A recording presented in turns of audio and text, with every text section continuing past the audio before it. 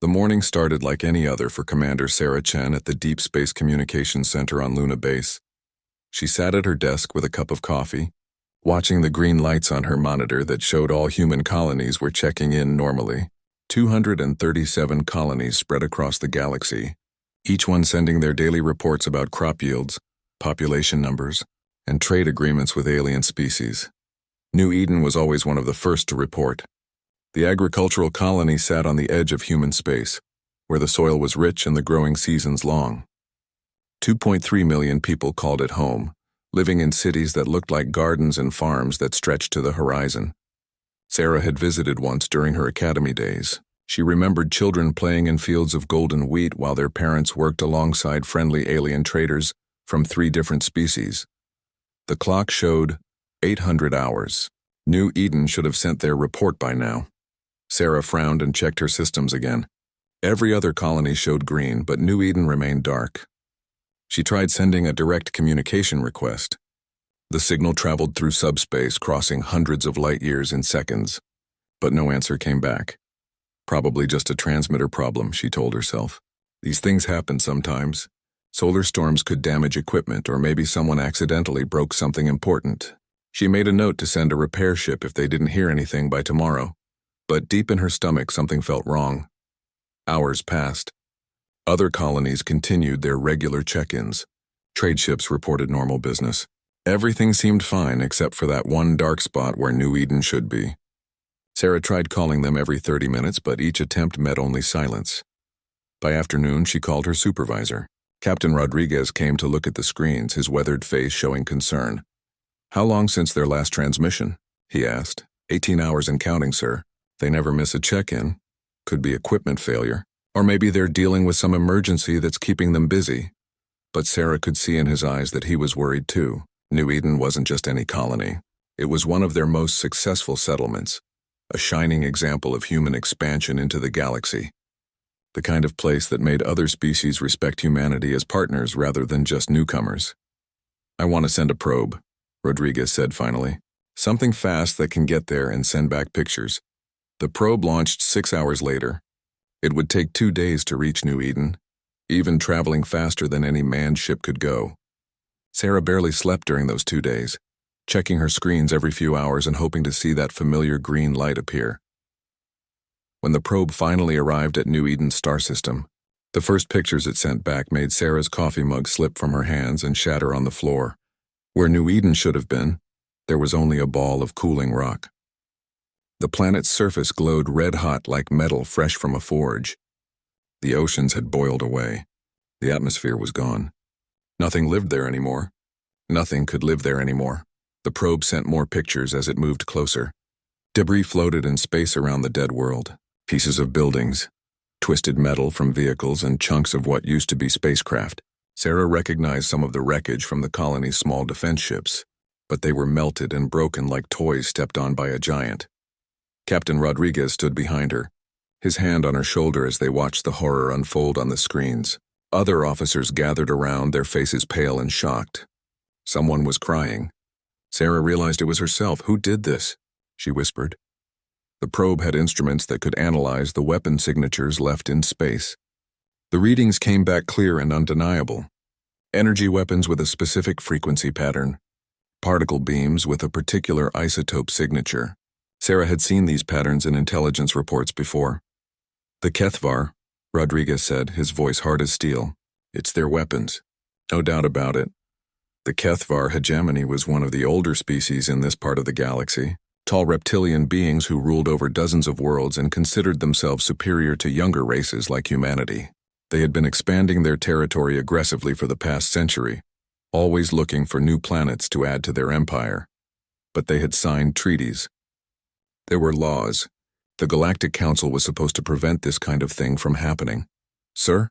Sarah said, her voice shaking. "We need to contact Earth immediately, and the Galactic Council. This is genocide." Rodriguez nodded grimly. "Send everything we have to Earth Command. Every picture, every sensor reading, every piece of evidence." "And Sarah?" He looked at her with eyes that suddenly seemed much older. "Market Priority Alpha. Use the emergency channels." The message reached Earth in 4 hours. Within minutes of its arrival, Every major government leader was in emergency session. The president of the Earth Alliance stood before the Global Assembly with tears in her eyes as she showed the images from New Eden. "Ladies and gentlemen," she said, "we have just witnessed the complete destruction of one of our colonies. 2.3 million human lives were ended in a single day. Men, women, and children who wanted nothing more than to build homes and grow food on a distant world. The chamber was silent as death. We have proof that this atrocity was committed by the Kthvar hegemony. They glassed an entire planet. They murdered every living thing on New Eden for no reason, except that they wanted the world for themselves. Emergency communications went out to every human colony and ship. The news spread through human space like wildfire. On Earth, crowds gathered in the streets, their faces showing a mixture of grief and rage that hadn't been seen since the ancient world wars. Within hours, the Galactic Council met in emergency session. Representatives from dozens of alien species gathered in their grand chamber on neutral ground, speaking in hushed tones about the tragedy at New Eden. The human ambassador presented the evidence with a calm voice that hid the fury burning inside him. The Kthvar representative, a tall being with scales like armor and eyes like yellow flames, showed no emotion as he listened to the accusations.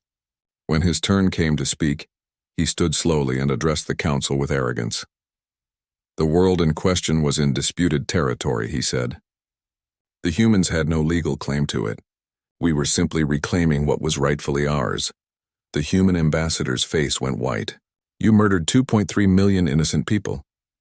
We cleared an illegal settlement from our territory. The humans were warned to leave. They chose to stay." Several alien representatives shifted uncomfortably in their seats. The council leader, an ancient being whose species had seen thousands of years of galactic history, called for order. "The council will investigate this matter thoroughly," the leader announced. "If wrongdoing is found, appropriate sanctions will be considered. Sanctions, not justice, not punishment. Just economic penalties that the Kthvar could easily ignore." The human ambassador stood slowly. "And how long will this investigation take?" "Such matters require careful study. Perhaps 6 months. Maybe a year." "A year." The ambassador's voice was deadly quiet. "A year to decide whether the murder of 2.3 million humans deserves a response." He gathered his papers and walked toward the exit. At the door, he turned back to address the council one final time. "Earth will remember who stood with us today, and who did not." Back on Earth, President Chen stood in the secure bunker deep beneath the Capitol building. Around her gathered the military leaders, intelligence chiefs, and government officials who would decide humanity's response. "The council has failed us," she said simply. "We are alone in this." General Harrison, the old soldier who commanded Earth's military forces, stepped forward. "Madam President, I recommend we activate Protocol 7. Protocol 7. Total war authorization. The emergency powers that had been written into law but never used. The protocol that would transform the entire human civilization into a weapon of war." The president looked around the room at the grim faces staring back at her. "All in favor?" Every hand rose without hesitation. Protocol 7 is now in effect. God help us all. The changes began within hours of Protocol 7's activation. Across 300 human worlds, factory sirens wailed as production lines shut down and retooled for war. Civilian shipyards that had been building cargo haulers and colony vessels received new blueprints. Instead of peaceful ships designed to carry families to new homes, they would now build instruments of destruction. Admiral Marcus Steele stood on the observation deck of the Mars naval yards, watching as thousands of workers swarmed over the construction bays like ants. He had been pulled from retirement just 12 hours ago, called back to service by a direct order from Earth Command. At 70 years old, he was one of the few humans who remembered real war. The border wars had ended 30 years ago, fought against raiders and pirates on the edge of human space. Steele had been a young captain then, commanding a destroyer in battles that most people had forgotten. Those conflicts taught humanity hard lessons about space combat, lessons that the rest of the galaxy had never learned. "Sir," his aide said, approaching with a tablet full of reports. "The latest production numbers." Steele took the tablet and studied the figures. Even he was amazed by what humanity could accomplish when fully mobilized. In just 1 week, the production rate for military vessels had increased by 3,000%. Civilian factories converted their assembly lines overnight. Mining operations on 100 worlds doubled their output to feed the hungry war machine. How many ships can we build per week at current capacity? Steele asked. At full production, sir? Approximately 8,000 vessels per week across all yards. That's everything from destroyers to dreadnoughts. 8,000 ships per week. The entire Kthvar Navy consisted of maybe 12,000 vessels total. Humanity was building more ships in a single week than most species owned in their entire fleets. But it wasn't just about numbers. Steele had spent the last week reviewing intelligence reports about alien military technology. The Kthvar used energy weapons almost exclusively, just like most older species. They built their ships to withstand laser fire and particle beams. Their armor and shields were designed around threats they understood. They had never faced human weapons. Humanity had developed kinetic weaponry during the border wars, rails guns that fired solid projectiles at a significant fraction of light speed, fusion torpedoes that could crack a planet's crust, missile swarms that overwhelmed point defense systems through sheer numbers, weapons that the galaxy's older species considered primitive and barbaric. They were about to learn why those weapons were so effective. Admiral, another aide approached. We have a priority message from Earth Command. The hologram that appeared showed President Chen, but she looked older than she had just days ago. The weight of command during wartime was already taking its toll.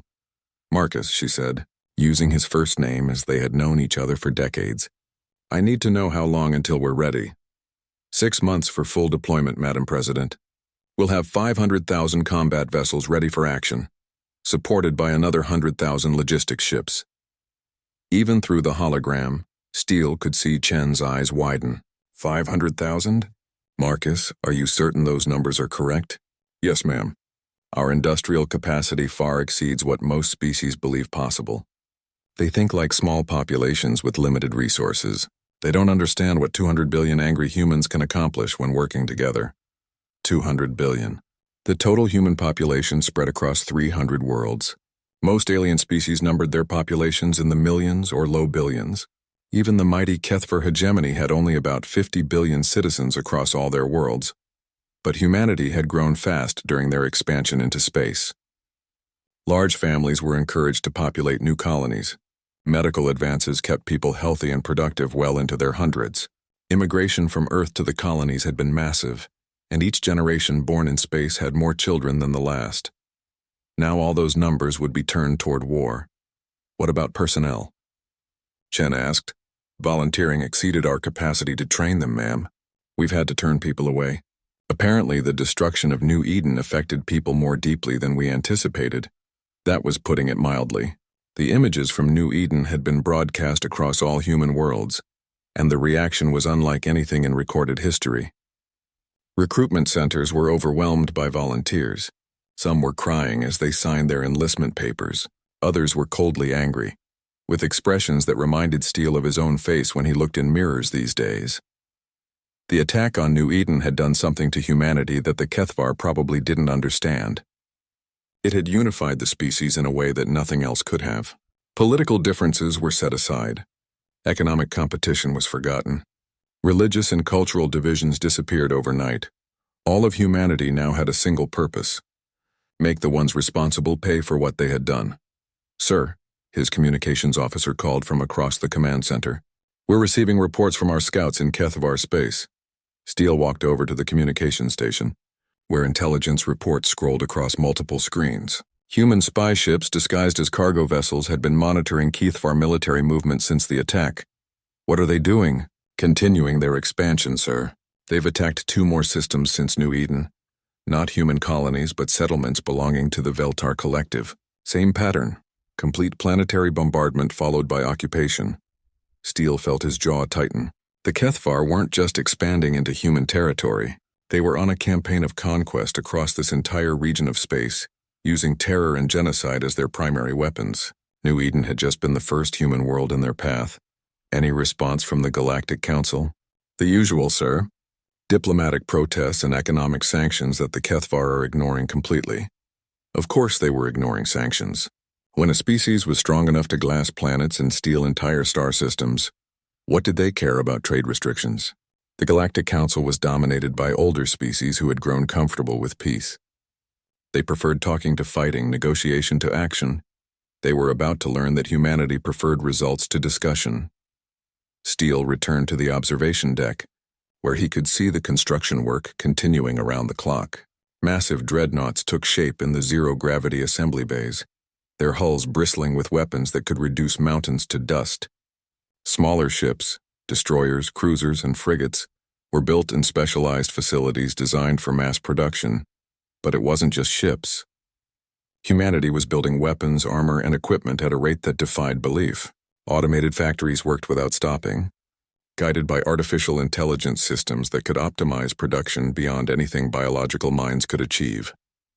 The rest of the galaxy still used traditional manufacturing methods, skilled craftsmen building ships one at a time, with careful attention to detail and artistic beauty. Their vessels were works of art that took years to complete.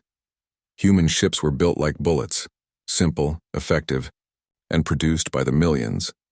Captain Elena Rodriguez arrived at the Mars Naval Yards 3 days later, fresh from the academy where she had been training new officers in combat tactics. She was one of Steele's most trusted commanders, a veteran of the border wars who understood both space combat and human nature. "Elena," Steele said as they met in his office, "I have a ship for you." He led her to Docking Bay 7 where her new command waited.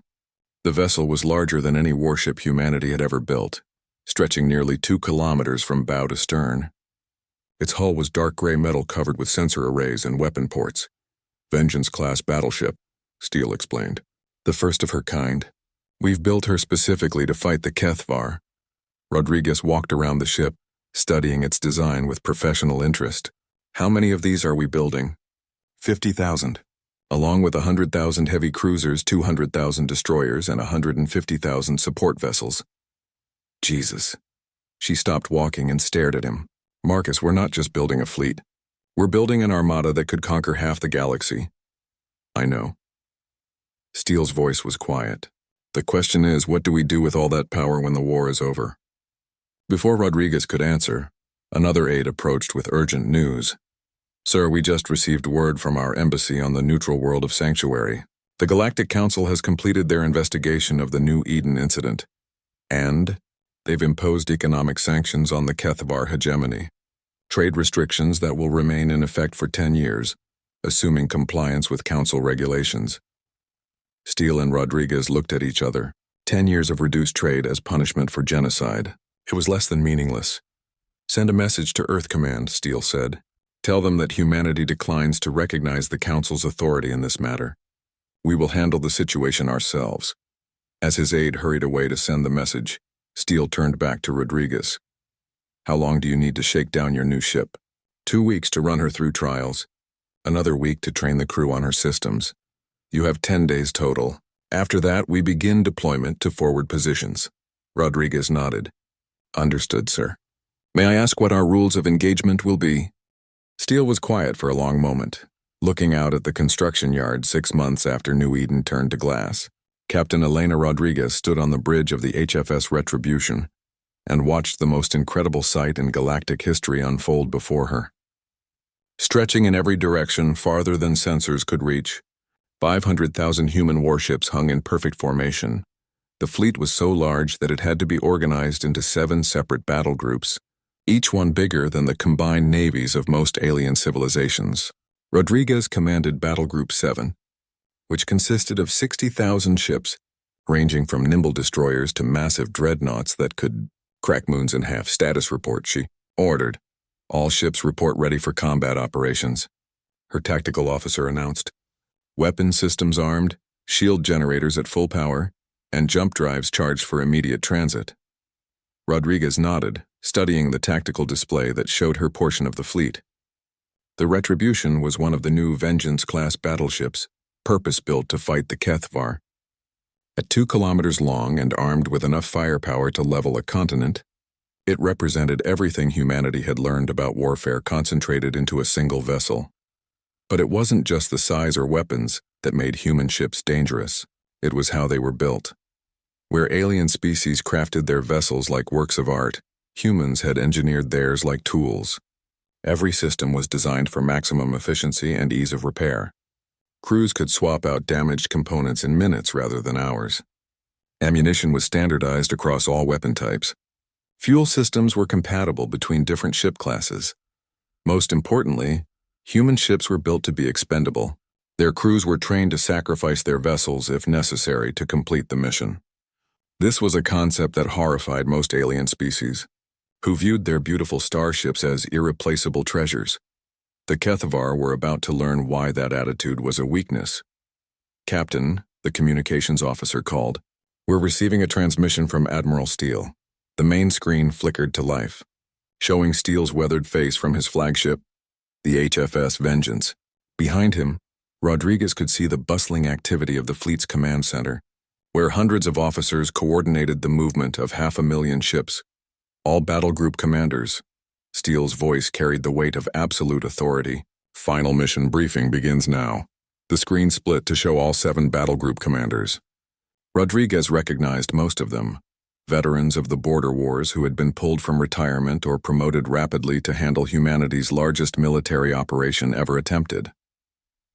"Intelligence update," Steele continued. "The Kthvar now control 47 star systems, with a total military strength estimated at 15,000 combat vessels. They have continued their expansion, destroying 3 more colonies in the past month. None were human settlements, but that changes nothing." Rodriguez felt her jaw tighten.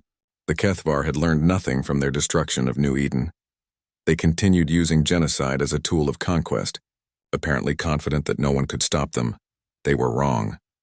"Our objective is simple," Steele said. "Complete destruction of the Kthvar hegemony as a military and political entity. We will accomplish this through simultaneous attacks on 17 of their core systems, including their homeworld. 17 systems at once." Rodriguez had to admire the scope of the operation. Most species would attack one system at a time, allowing their enemies to regroup and respond. Humanity was going to hit so many targets simultaneously that the Kthvar couldn't possibly defend them all. "Each battle group will take responsibility for 2 to 3 systems," Steele continued. "You have complete tactical freedom in how you accomplish your objectives, but remember, we are not here for conquest. We are here for justice." The screen switched to show intelligence reports about Kthvar military capabilities. Their ships were built around energy weapons, powerful lasers and particle beams that could punch through most armor. Their shields were designed to absorb and deflect similar attacks. Their tactics emphasized long-range engagements where their superior energy weapons could destroy enemies before taking return fire. Was a perfectly reasonable strategy for fighting other alien species. It was completely useless against humanity. Human ships carried kinetic weapons that didn't care about energy shields. Railguns fired solid projectiles at relativistic speeds, hitting with the force of nuclear weapons. Fusion torpedoes could crack ship hulls like eggs, and if those failed, human vessels carried something no other species used in space combat: nuclear missiles. The aliens considered nuclear weapons barbaric and primitive.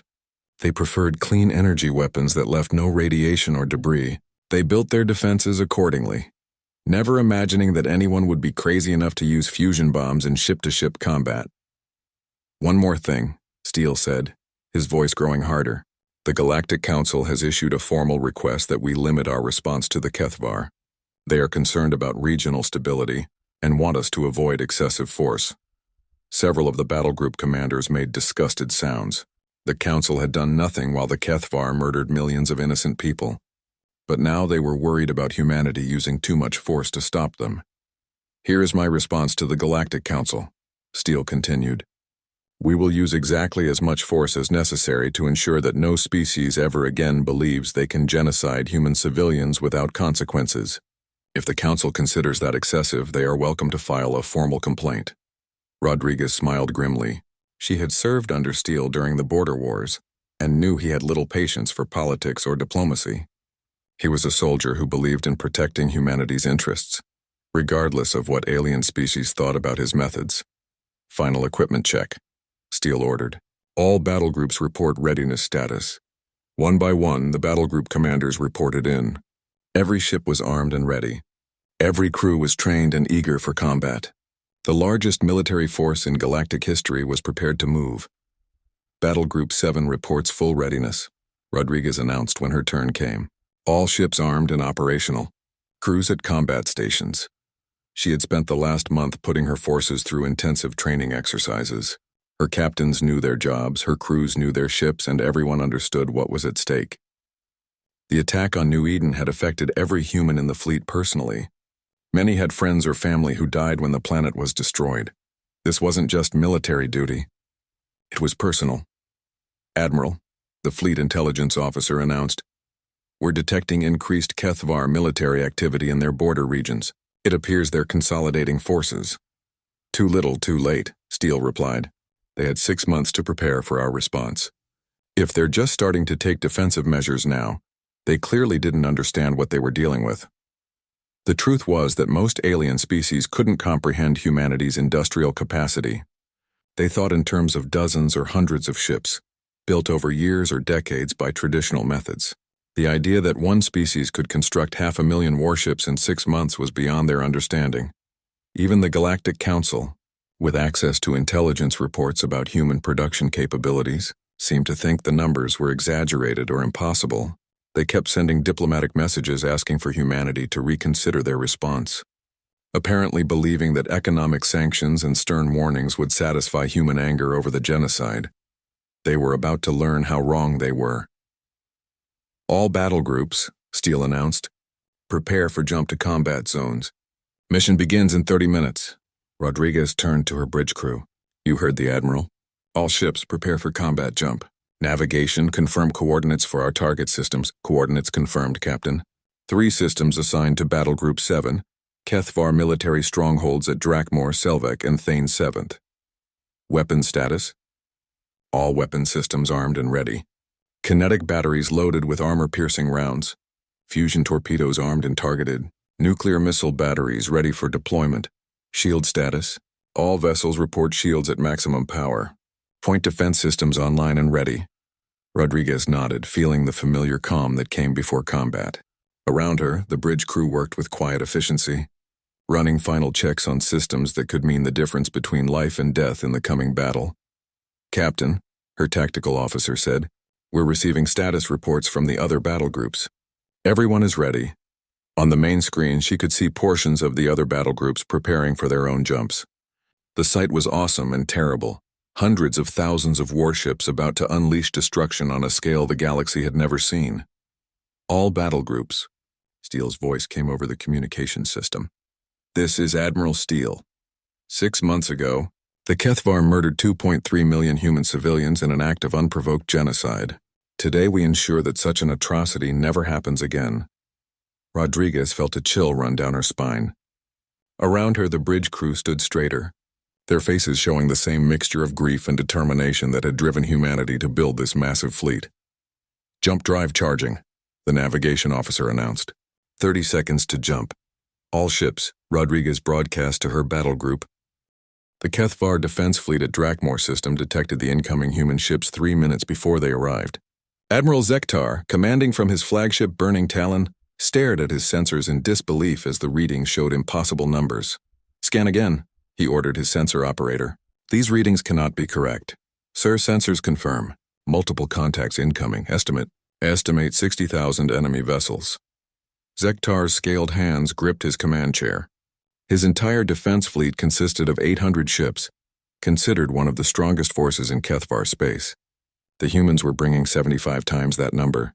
"Impossible," he hissed. "No species has that many ships. The scanners are malfunctioning." But deep down, he knew the truth.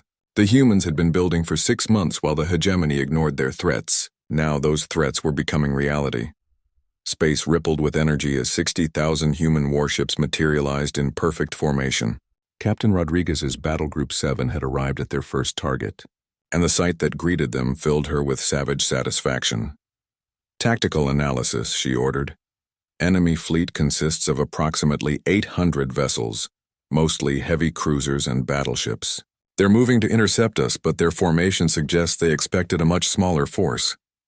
Rodriguez studied the tactical display. The Kthvar ships were spreading out, trying to use their superior range and energy weapons to engage the humans before they could close to kinetic range. It was exactly what human intelligence had predicted they would do. It was also exactly the wrong strategy. "All ships," Rodriguez broadcast to her battle group. "Execute Battle Plan Alpha. Kinetic bombardment range, maximum firepower. The human fleet didn't try to close with the enemy. Instead, they opened fire at a distance of 2 million kilometers with weapons the Kthvar had never faced before. Railgun projectiles, accelerated to 10% of light speed, crossed the space between the fleets in seconds. The Kthvar energy shields, designed to deflect lasers and particle beams, offered no protection against solid matter traveling at relativistic speeds. The first volley from Battle Group 7 fired 600,000 kinetic rounds. Simultaneously, Admiral Kthvar watched in horror as his flagship's screens lit up with impact warnings. Solid projectiles slammed into his ships with the force of nuclear weapons, punching through armor that could withstand any energy weapon in the galaxy. "Shields are useless," his tactical officer screamed. "They're firing solid projectiles. Our barriers can't stop them. Return fire! All weapons!" The Kthvar fleet responded with their own weapons, sending brilliant beams of coherent energy toward the human ships. The lasers and particle beams that had destroyed countless enemies struck human shields and armor designed specifically to absorb energy attacks. The human casualties were minimal. The Kthvar losses were catastrophic. Within the first 5 minutes of combat, 200 Kthvar ships were destroyed.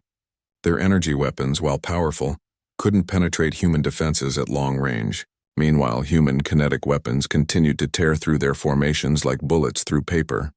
"Sir," Rodriguez's tactical officer reported, "enemy fleet is breaking formation. They're trying to close to energy weapon range." "Let them come," Rodriguez replied coldly. "All ships prepare fusion torpedoes. Fire when they reach optimal range." The surviving Kthvar ships charged forward, hoping to get close enough for their weapons to be effective. Admiral Kthvar led the charge in his damaged flagship.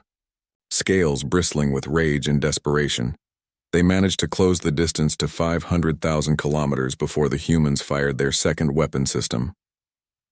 Fusion torpedoes, each one carrying a small star's worth of destructive power, streaked across space toward the charging Kthvar fleet. Unlike the kinetic rounds, these weapons could be intercepted by point defense systems. But the Kthvar had never faced weapons like these either. Their point defense was designed to stop small missiles and fighter craft, not torpedoes the size of shuttlecraft carrying multi-megaton fusion warheads. The torpedoes detonated in brilliant flashes that briefly outshone the system's star. Entire Kthvar battleships vanished in the nuclear fire, their armor vaporized by temperatures that could melt planets. "Impossible," Admiral Kthvar whispered as he watched his fleet die around him. "How can they build so many ships? How can they arm them with such weapons?" He was discovering what many alien species would learn in the coming hours. Humanity didn't fight wars the way other civilizations did. They fought to win, quickly and completely, using every advantage they could gain. "Sir," his communications officer called out, "we're receiving surrender offers from several of our ships." Kthvar's pride warred with his survival instinct. The Kthvar had never surrendered to an inferior species. But as he watched another squadron of his ships disappear under human fire, he realized that humanity was far from inferior. "Open a channel to the human fleet," he ordered. Rodriguez's image appeared on his screen, showing a human female in military uniform. Her expression was cold as winter space, and her eyes held no mercy. "This is Captain Elena. Rodriguez of the human fleet, you have 30 seconds to surrender all remaining vessels, unconditionally." "I am Admiral Kthvar of the Kthvar hegemony," he replied, fighting to keep his voice steady. "I demand to know by what authority you attack our territory." "By the authority of 2.3 million murdered humans," Rodriguez answered. "You have 20 seconds. Kthvar realized with shock that the human wasn't interested in negotiation or diplomacy. She wasn't going to explain humanity's superior firepower or gloat about their victory. She simply wanted his surrender or his destruction, and she didn't care which. We surrender. All ships stand down weapons and prepare to be boarded." "Understood. You will be treated according to the laws of war, which is more consideration than your people showed the colonists at New Eden." Similar scenes played out across 17 star systems as the human armada struck simultaneously. Battle groups 1 through 6 engaged Kthvar fleets at their own targets, achieving the same devastating results. At the Kthvar homeworld of Kth Prime, Admiral Steele led Battle Group 1 against the hegemony's main fleet.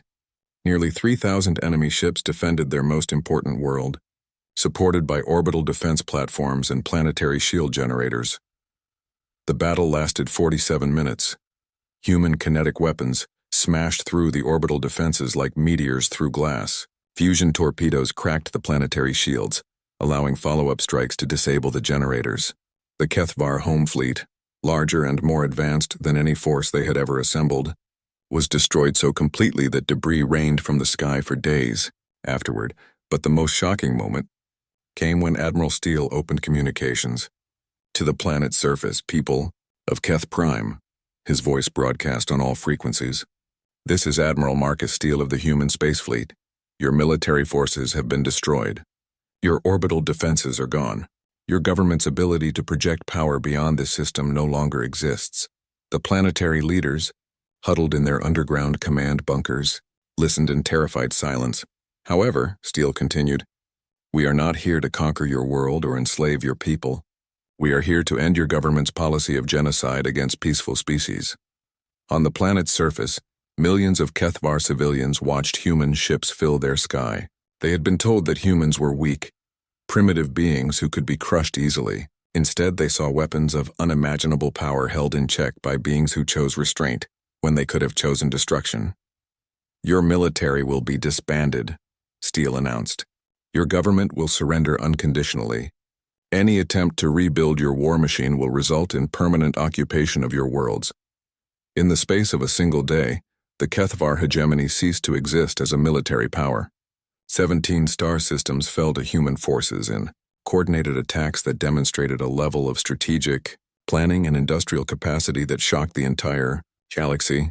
But the most terrifying aspect of humanity's victory wasn't their superior numbers or advanced weapons. It was their efficiency. Human forces didn't just defeat enemy fleets. They systematically dismantled the Kthvar's entire military infrastructure.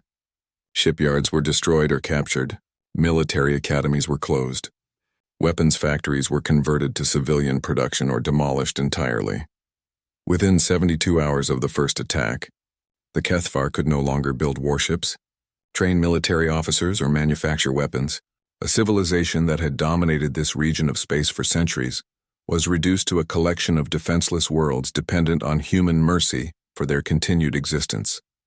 Across the galaxy, alien governments watched the reports with growing alarm. The species they had dismissed as newcomers, the humans who preferred trade to conquest, had just demonstrated military capabilities that dwarfed every other power in known space. The Veltar Collective, whose colonies had been destroyed by Kthvar raiders, sent messages of gratitude to Earth. The Zephyrian Alliance, longtime enemies of the hegemony, offered to negotiate formal treaties with humanity. But it was the message from the Galactic Council that revealed how completely the balance of power had shifted.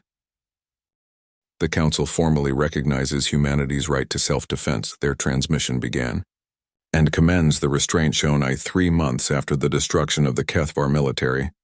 Admiral Steele stood before the assembled representatives of the Galactic Council in their grand chamber on the neutral world of Sanctuary. Behind him, holographic displays showed the current deployment of human forces across known space. The chamber was designed to impress visitors with its soaring architecture and artistic beauty. Representatives from 67 different species sat in carefully arranged sections, each delegation positioned according to ancient protocols that reflected their relative power and influence in galactic affairs. Today, those protocols meant nothing. Honored delegates, Steele began, his voice carrying clearly through the vast chamber. I come before you not as a supplicant requesting permission, but as the representative of humanity's new galactic policy. The murmur that ran through the chamber was a mixture of fear, curiosity, and resentment. Many of these species had controlled galactic politics for millennia, making decisions that affected billions of lives across hundreds of worlds. They were not accustomed to being dictated to by newcomers. They were about to become very accustomed to it. The Kthvar hegemony has ceased to exist as a military power, Steele continued. Their remaining worlds are under human occupation. Their fleets have been destroyed, and their government has surrendered unconditionally. This operation required exactly 72 hours to complete. The holographic displays behind him showed the aftermath of humanity's assault. Former Kthvar worlds now flew human flags alongside local governments that had been reorganized under human supervision. The massive shipyards that once built instruments of conquest were being converted to produce peaceful vessels for exploration and trade. But the most telling image was the deployment map showing current human fleet positions. As you can see, Steele said, gesturing to the display, the 500,000 vessels of the human space fleet have not returned to Earth. Instead, they have established permanent patrol routes throughout this region of the galaxy. The Zephyrian delegate, a tall being with crystalline features, rose from his seat. Admiral Steele, surely such a massive deployment is unnecessary now that the Kthvar threat has been eliminated. Steele turned to face the speaker, his expression neutral but his eyes cold as deep space. The Kthvar threat was eliminated because we deployed overwhelming force. The patrol fleets ensure that no similar threat emerges from any other source. The implication was clear, even to species that preferred subtle diplomacy to direct confrontation. Humanity was not withdrawing its military forces. They were making it clear that the destruction of the Kthvar was not a one-time response to a specific threat, but the beginning of a new era in galactic politics. Furthermore, Steele continued, humanity is announcing a new doctrine that will govern our interactions with all species in this galaxy. The chamber fell completely silent. Even the translation systems seemed to hum more quietly as every delegate strained to hear what came next. Any government, organization, or species that commits genocide against human colonies or civilians will face complete military annihilation. This is not a threat or a warning. It is a statement of fact. The Theran ambassador, representing one of the galaxy's oldest civilizations, stood with obvious distress. Admiral, such a doctrine represents a fundamental change in how interstellar law operates. The Galactic Council has established procedures for dealing with conflicts between species. The Galactic Council's procedures, Steele replied, resulted in economic sanctions against a government that had just murdered 2.3 million innocent people. Those procedures failed to provide justice or prevent further atrocities. He paused, allowing his words to sink in before continuing. Humanity no longer recognizes the Council's authority to adjudicate crimes against our people. We will handle such matters ourselves, with whatever level of force proves necessary. The political implications sent shockwaves through the assembled delegates. For thousands of years, the Galactic Council had been the supreme authority for resolving disputes between species. Humanity was essentially declaring independence from the established order, backed by military might that exceeded anything the galaxy had ever seen. But Admiral, the Veltar representative interjected, surely you don't intend to police the entire galaxy? Such a responsibility would be beyond any single species. We have no interest in policing the galaxy, Steele answered. Most species are capable of coexisting peacefully without external supervision. Our concern is exclusively with those who choose genocide as a tool of policy.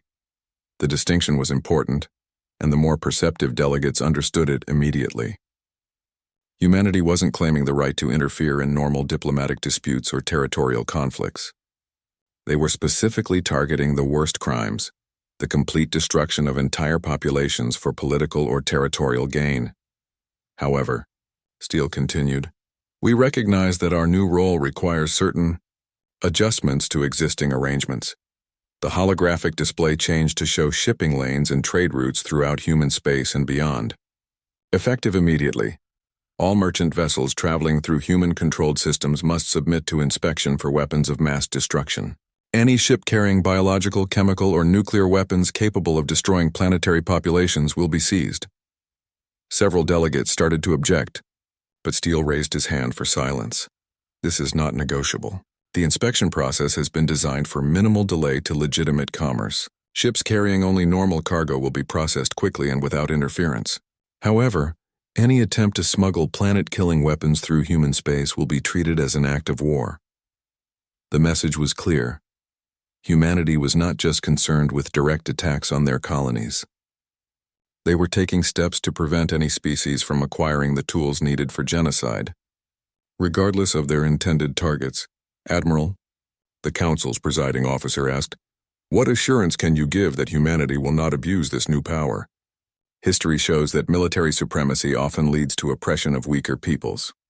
For the first time since beginning his speech, Steele smiled. It was not a pleasant expression. The assurance, honored delegate, lies in observing what we have already done. The Kthvar homeworld remains intact. Their civilian population has been harmed only to the extent necessary for military operations. Their local governments continue to function under human oversight. The holographic display showed scenes from occupied Kthvar worlds. Human soldiers worked alongside local police forces to maintain order. Civilian infrastructure was being rebuilt with human assistance. Schools and hospitals operated normally, with human doctors and teachers working beside their Kthvar counterparts. We could have glassed every Kthvar world the way they glassed New Eden, Steele said quietly. We chose not to. We could have enslaved their population or seized their resources. We chose not to. We could have banned their culture, suppressed their language, or destroyed their historical sites. We chose not to. The chamber was so quiet that the ventilation system seemed loud by comparison. Every delegate understood they were witnessing a pivotal moment in galactic history. Humanity's restraint is not a sign of weakness, Steele continued. It is a sign of our commitment to justice rather than revenge. But make no mistake, that restraint has limits. The display changed one final time, showing a star map of the entire galaxy with current fleet positions marked in blue. Human ships were distributed across dozens of systems, positioned to respond quickly to threats anywhere in known space.